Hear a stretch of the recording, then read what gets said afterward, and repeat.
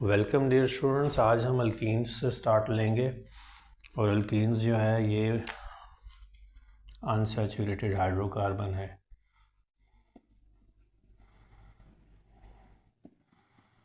इसमें कम से कम दो कार्बन्स के दरमियान एक डबल बॉन्ड होगा। जैसे कि ये ईथीन का मॉलिक्यूल है, तो आप कह सकते हैं कि 1 pi bond is mandatory.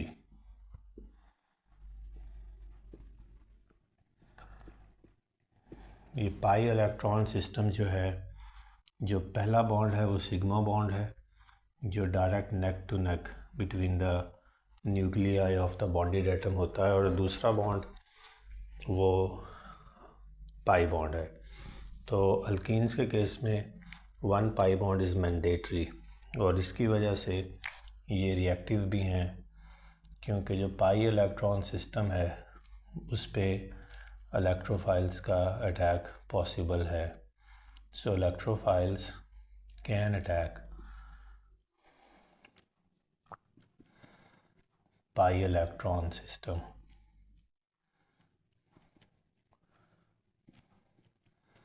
to give addition reactions। तो अल्कीन का जो मोड ऑफ रिएक्शन है वो एडिशन रिएक्शंस हैं। अटैक पाई इलेक्ट्रॉन सिस्टम पे होगा। मैंने बताया पहला बॉन्ड सिग्मा बॉन्ड है और जो सेकंड बॉन्ड है वो पाई बॉन्ड है। पाई बॉन्ड में जो इलेक्ट्रॉन्स वो डीलोकलाइज्ड होते हैं, प्लेन्स में होते हैं, अबव और below the plane of sigma bond. तो इस वजह से ये अटैकिंग स्पीशी अगर इनको लोकेट कर पाए तो फिर रिएक्शन पॉसिबल है। तो बहरहाल ये एल्कीन्स हैं और ये अनसैचुरेटेड हाइड्रोकार्बन्स हैं, और इनको हाइड्रोजनेट करके हम सैचुरेटेड हाइड्रोकार्बन्स यानी घी वगैरह में कन्वर्ट कर सकते हैं। लेकिन यहाँ हम सबसे पहले इनका नॉमेनक्लेचर देखेंगे। अगर इनके नॉमेनक्लेचर की बात करें, IUPAC सिस्टम के कॉन्टेक्स्ट में अगर इसकी बात करें, तो सबसे पहला काम जो हमारा होता है अल्केन्स में भी, वो हमने सेलेक्ट करनी है longest continuous chain of carbon containing double bond. तो यहाँ अल्कीन्स के केस में अनसैचुरेशन को हमने शामिल करना है पेरेंट चेन में। और याद रखिएगा अल्केन्स में सब्स्टिट्यूएंट्स को स्मॉलर नंबर देने की कोशिश की जाती थी। अल्कीन्स में double bond gets the smallest number, तो उस एंड से चेन नेम होगी कि double bonds gets the smallest number. 1 है, 2 है, 3 है, वो बात की बात है। छोटे से छोटा नंबर, स्मॉलेस्ट पॉसिबल नंबर मिलना चाहिए।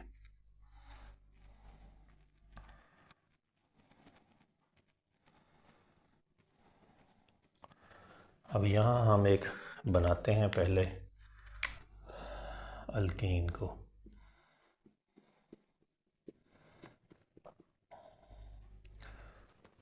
ये one of the simplest 3 carbons पे मुश्तमिल अल्कीन है।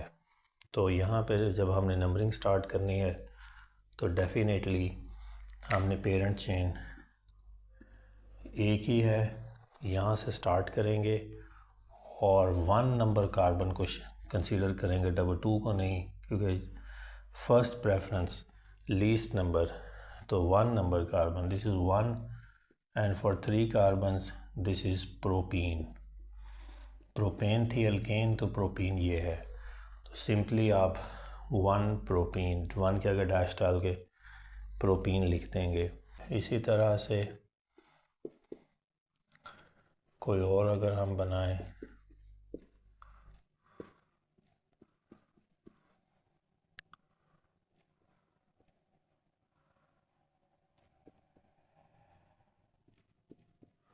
सो इन दिस केस हमने पेरेंट चेन सेलेक्ट करनी है। सब्स्टिट्यूएंट्स तो इसमें अवेलेबल ही नहीं है। Longest continuous chain containing a double bond, तो डबल बॉन्ड जो है अगर इधर से स्टार्ट करें तो 3 पोजीशन पे आएगा, इधर से स्टार्ट करें तो 2 पोजीशन पे आएगा।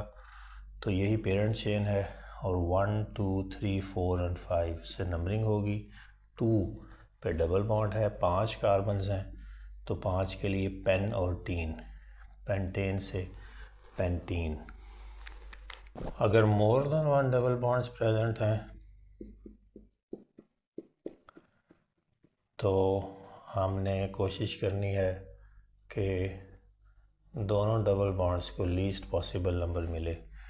तो यहाँ पे इधर से स्टार्ट करें 1 2 3 4, यानी 1 और 3 पे डबल बॉन्ड, इधर से स्टार्ट करें 1 और 3 पे डबल बॉन्ड है, तो दोनों एंड से आप नंबरिंग स्टार्ट कर सकते हैं। Double bonds should get least possible number, so this is 1 and 3, 1 and 3, and this is butane, but for 4 carbon, so this is buta।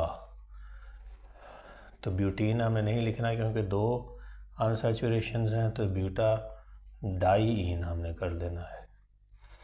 तो आपने जो अगली बात इसकी लिखनी है, जो रूल नंबर 3 है, वो ये है कि प्रीफिक्सेस का इस्तेमाल हमने करना है।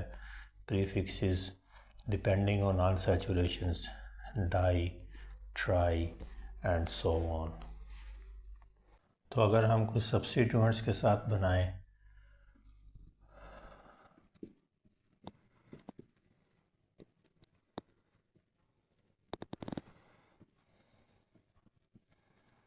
तो ये याद रखिएगा कि सब्स्टिट्यूएंट्स जो हैं वो जब अल्कीन्स की बात आती है तो हम प्रेफरेंस डबल बॉन्ड को देते हैं, और डबल बॉन्ड पहले लीस्ट नंबर लेगा और उसके बाद हम सब्स्टिट्यूएंट्स की तरफ जाएंगे कि अगर उनको भी कहीं स्मॉलर नंबर मिल सकता हो। पेरेंट चेन जो है उसमें डबल बॉन्ड और लीस्ट नंबर डबल बॉन्ड की तरफ जाएगा, और उसके बाद जो है वो सब्स्टिट्यूएंट्स की बात कंसीडर होगी। तो लॉन्गेस्ट कंटिन्यूस चेन 1 2 3 4 5, 1 2 3 4 5 दोनों चेन्स पॉसिबल हैं, याद रखिएगा। तो कार्बन जो अनसैचुरेशन है इस पे क्योंकि फ़र्क नहीं पड़ रहा, इसलिए जो है वो हम यहाँ से ये स्ट्रेट चेन भी ले सकते हैं और ये वाली भी, ये दोनों ही कंटिन्यूस हैं। तो इसको बना लें, फिर दोनों केस में मिथाइल ही सब्स्टिट्यूएंट आ रहा है, तो that want make any difference. So in this case numbering shell start from here 1 2 3 4 and 5। तो यहाँ अगर हम देखें तो 1 एंड 2, सो 2 नंबर पे जो है वो हमारा अनसैचुरेशन है, 4 नंबर पे हमारा सब्स्टिट्यूएंट है। सब्स्टिट्यूएंट को पहले नेम करना है, तो 4th रूल कहता है कि substituent is named first, parent chain and unsaturation is named last।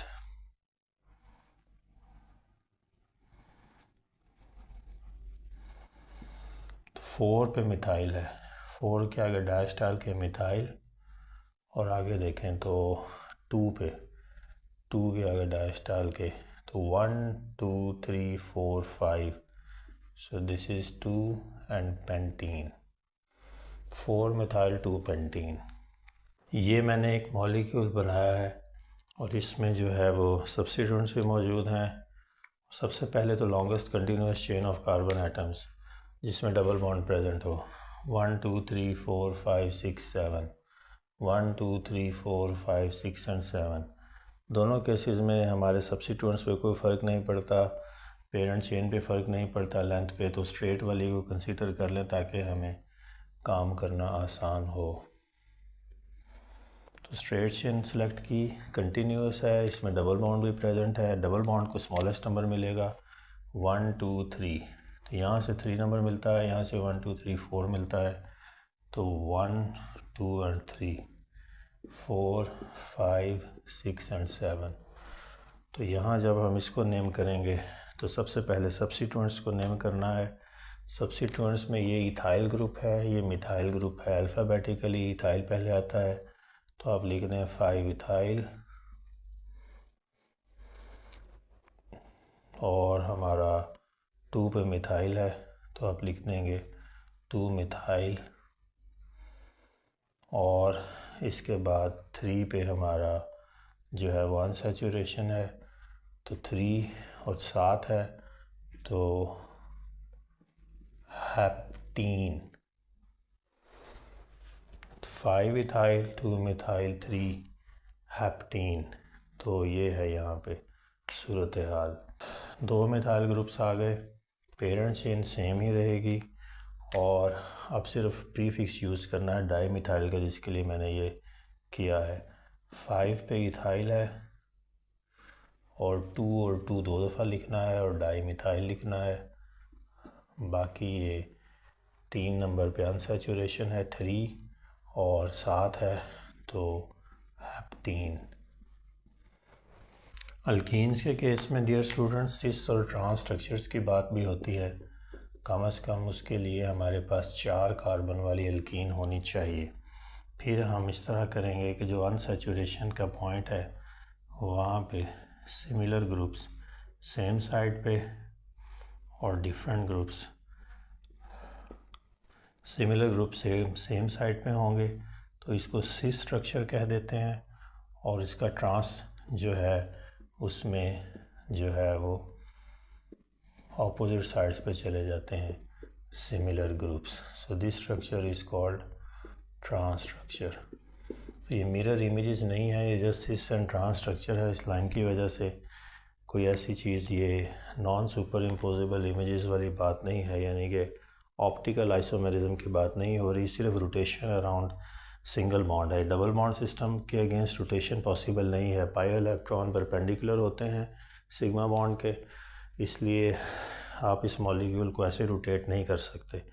जब आप पाई इलेक्ट्रॉन सिस्टम को तोड़ लें पाई बॉन्ड को, फिर ये रोटेशन पॉसिबल है और उसके बाद फिर वो पाई इलेक्ट्रॉन्स बॉन्ड फॉर्म कर लें, तो फिर सिस और ट्रांस स्ट्रक्चर्स आपको for a long period of time exist करते हुए मिलेंगे। तो अल्कीन्स के केस में जो जियोमेट्रिक आइसोमेरिज्म है सिस और ट्रांस के कॉन्टेक्स्ट में वो भी देखते हैं। तो आप इसको कह सकते हैं कि सिस ब्यूटीन और इसको आप कह सकते हैं ट्रांस ब्यूटीन।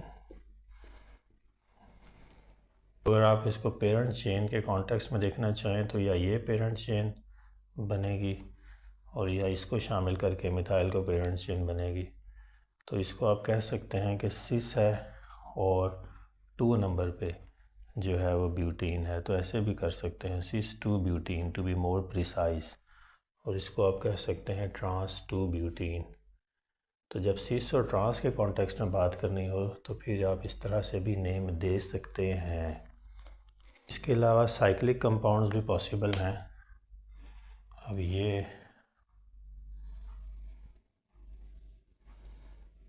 एक रेक्टेंगल है लेकिन कॉर्नर्स पे कार्बन्स हैं और यहाँ भी कार्बन है और किसी पॉइंट पे अनसैचुरेशन भी है, तो बाकी वैलेंसीज पूरी करेगा hydrogen hydrogen hydrogen and hydrogen. So इसके साथ वो 2 और 3 बॉन्ड्स हैं तो 1H। तो अब ये भी एक हमारे पास साइक्लो है, और साइक्लो इसको आप सिंपली नाम ले सकते हैं cyclo butene.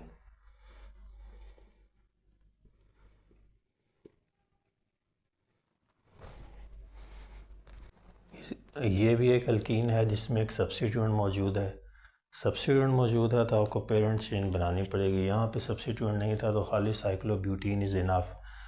By default the unsaturation is considered number 1, so you may or may not write cyclo 1-butene.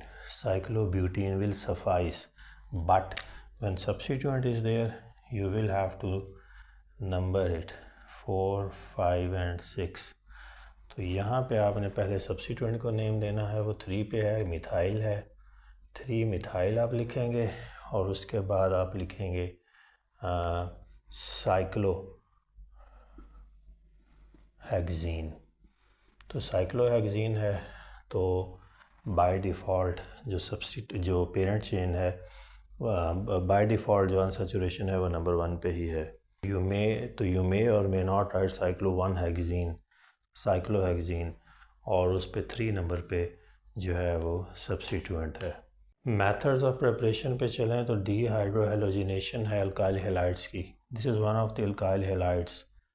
तो अल्कोहल्स या potassium hydroxide are used as dehydrating agents.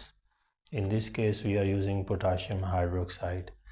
This halogen atom is electronegative, so potassium will displace it or can break it.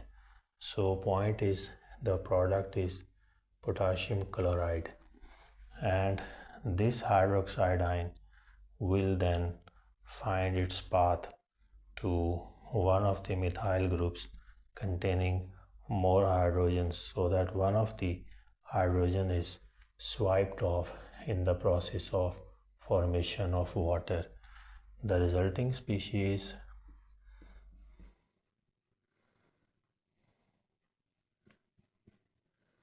this one, because CH2 and CH2 can only exist when there is a double bond between them, and this is one of the methods of preparation of alkenes. This is ethene, and point ये है कि dehydrating agent में positive और negative parts जो हैं वो अपना अपना रोल प्ले करते हैं, और ये बॉन्ड ब्रेकअप हो जाता है इजीली अल्काइल हैलाइड्स में। जो हैलोजन है स्ट्रांगली इलेक्ट्रोनेगेटिव होने की वजह से और इलेक्ट्रॉन विड्रॉइंग नेचर होने की वजह से इलेक्ट्रॉन्स को ले लेती है अपनी तरफ और टूट जाती है, और टूट के फिर इससे बॉन्ड फॉर्म कर लेगी।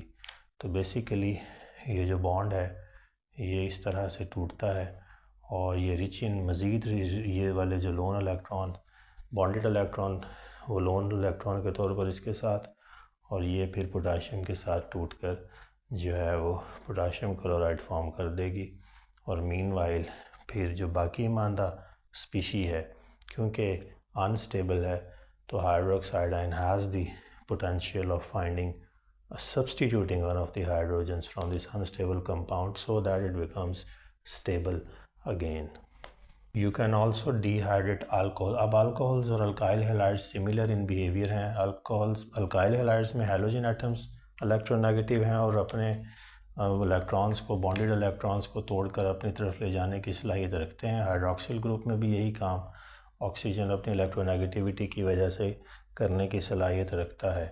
तो किसी भी अगेन आप फास्फोरस के हैलाइड ऑक्साइड को यूज़ कर सकते हैं अगेन, और यहाँ इस केस में इस हाइड्रोक्सिल आयन की मौजूदगी की वजह से हम फास्फोरस के जो है वो पेंटा ऑक्साइड को इस्तेमाल कर सकते हैं ज़्यादा कन्वीनियंटली, और सल्फ्यूरिक एसिड का इस्तेमाल भी हो सकता है, लेकिन बहरहाल फास्फोरस के ऑक्साइड को इस्तेमाल किया। This is an important dehydrating agent, और इसके साथ फिर होगा वही कि ये बॉन्ड यहाँ से हम ब्रेकअप करवाएंगे, हाइड्रोक्साइड आयन को अलहदा करवाएंगे, और इसके साथ जो है यहाँ से हाइड्रोजन भी जो है वो एक्सट्रैक्ट होगी और वो इसी के साथ मिलकर वाटर बन जाएगी। तो ये कुछ किसी हद तक सिमिलर है with the previous alkyl halides की जो डीहाइड्रोहेलोजिनेशन है, उसमें हाइड्रोजन और हैलोजन की रिमूवल है simultaneous one after the other, और इसमें हाइड्रोक्साइड आयन की टूटने की वजह से या इलेक्ट्रोनेगेटिव होने की वजह से ये बॉन्ड वल्नरेबल है। तो जब ये ब्रेक फ्री कर जाएगा तो ये वाली स्पीशी अनस्टेबल है और ये फिर फ़ौरन कोलैबोरेट करेगी इस तरीके से कि ये दोबारा स्टेबल नोयत का मॉलिक्यूल फॉर्म हो। तो हम यहाँ पे स्पीशीज़ को अनस्टेबल करके फिर स्टेबलाइज करके अपनी मर्ज़ी की अल्कीन, और इस केस में अगेन मैंने क्योंकि इथीन 2 कार्बन से शुरू किया तो इथीन मिलेगी। आप कार्बन की चेन लंबी करते चले जाएं और अल्कोहल का लगाई रखें एक एंड पे, तो अपनी मर्ज़ी की अल्कीन हासिल कर सकते हैं। डीहैलोजिनेशन ऑफ विसिनल डाईहैलाइड्स। तो पहले तो एक विसिनल डाईहैलाइड हम बनाएंगे। ये है विसिनल डाईहैलाइड, यानी कंजक्टिव कार्बन्स पे हैलोजन एटम लगा हो। दिस इज़ 1,2 डाईब्रोमो ईथेन से ईथीन बनेगी। इस केस में हैलोजेंस को रिमूव करना पड़ेगा, जिंक को इस्तेमाल करेंगे। Zinc is a metal important reducing agent alcohol की प्रेजेंस में to supplement the reaction. Zinc, as we know that zinc has the ability to lose 2 electrons, so it has the ability to form 2 bonds by donating 2 electrons with these halogens because they are electronegative in nature। तो readily electron को gain करके नया bond form कर लेंगे और टूट जाएंगे। तो आपके पास मिलेगा यहाँ जिंक क्लोराइड और साथ फिर CH2 और CH2, यानी कि अनसैचुरेशन आनी पड़ेगी, लानी पड़ेगी, इथीन का मॉलिक्यूल बनेगा। 1,2-डाइब्रोमोइथेन से इथीन बन जाएगी।